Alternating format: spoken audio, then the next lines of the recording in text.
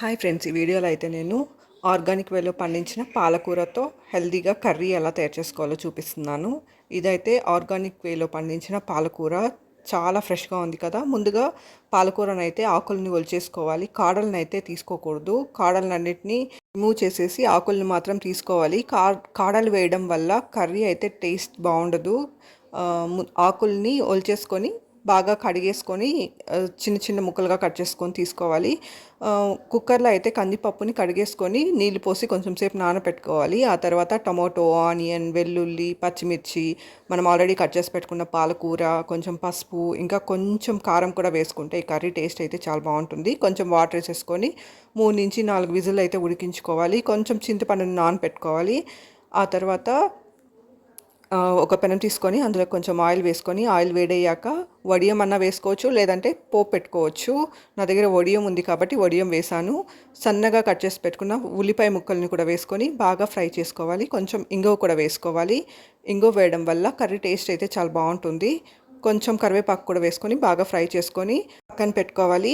ఆ తర్వాత మనం ఆల్రెడీ కుక్కర్లో ఉడికించుకున్న పాలకూరని కొంచెం చింతపండు, ఉప్పు కూడా వేసేసి గుత్తితో బాగా వెనిపేసేయాలి. ఆ తర్వాత మనం పెనంలో ఫ్రై చేసి పెట్టుకున్న ఉల్లిపాయ ముక్కల్ని ఇందులో వేసేసి కలిపేసి స్టవ్ పైన పెట్టి కుక్కర్ని బాయిలింగ్ పాయింట్ వచ్చేంత వరకు ఉడికిస్తే healthy and tasty curry ready అయిపోతుందన్నమాట. పాలకూర పప్పు చాలా బాగుంటుంది.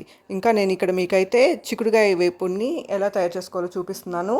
బాగా ఫ్రెష్గా ఉన్నాయి కదా చిక్కుడుకాయలని ఒలిచేసి కుక్కర్లోకి తీసుకోవాలి. కొంచెం ఉప్పు వేసి తగినంత నీళ్లు పోసి మూత పెట్టి ఒక 4 నుంచి 5 విజిల్ బాగా ఉడికించుకోవాలన్నమాట. ఈ చిక్కుడుకాయలు టేస్ట్ అయితే చాలా బాగుంటుంది. ఫ్రెష్గా ఉన్నాయి కదా, ఇలాంటి ఫ్రెష్గా ఉన్న వెజిటేబుల్స్తో కర్రీ చేసిన లేదంటే వేపుడు చేసిన చాలా బాగుంటుంది. తగినన్ని నీళ్ళు, ఉప్పు వేసేసి ఉడికించుకోవాలి. ఇవి చూసారు కదా, చిక్కుడుకాయలు అయితే బాగా ఉడికిపోయాయి. ఇప్పుడు ఒక పెనం తీసుకొని అందులో కొంచెం వడియం వేసుకొని తెల్లగడ్డని అంటే వెల్లుల్లిపాయల్ని దంచి వేసుకోవాలి. కొంచెం పసుపు కూడా వేసుకోవాలి. మనం ఆల్రెడీ ఉడికించుకున్న చిక్కుడుకాయలని ఇందులోకి వేసుకొని కొంచెం ఫ్రై చేసుకొని ఆ తర్వాత వేయించి పొడి కట్టుకున్న పల్లీల పొడిని ఇందులో వేసుకోవాలి. పల్లీల పొడి చేసేటప్పుడు అందులో ఎండుమిర్చి కానీ మిక్సీ జార్లో వేసి గ్రైండ్ చేస్తే సపరేట్గా మనం కారం వేయాల్సిన అవసరం ఉండదు. ఒకవేళ మిక్సీ జార్లో కానీ ఎండుమిర్చి వేసుకోకపోతే కొంచెం కారం కూడా యాడ్ చేసుకొని, ఆల్రెడీ ఉప్పు మనం ఉడికించేటప్పుడు వేసాం కదా, టెస్ట్ చేసుకొని వేసుకోవాలన్నమాట. ఈ కర్రీ అయితే చాలా బాగుంటుంది. ఆల్రెడీ మనం కుక్ చేసేటప్పుడు చిక్కుడుగాయలని ఉప్పు వేసి ఉడికించుకున్నాం కదా, చూసి వేసుకోవాలన్నమాట ఉప్పుని, లేదంటే ఎక్కువ అయిపోతే బాగుండదు.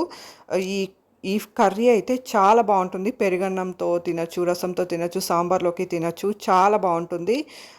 ఆకుకూర పప్పుతో మంచి కాంబినేషన్ అనమాట. ఒకసారి ట్రై చేసి చూడండి. Thank you for watching my video. Please subscribe.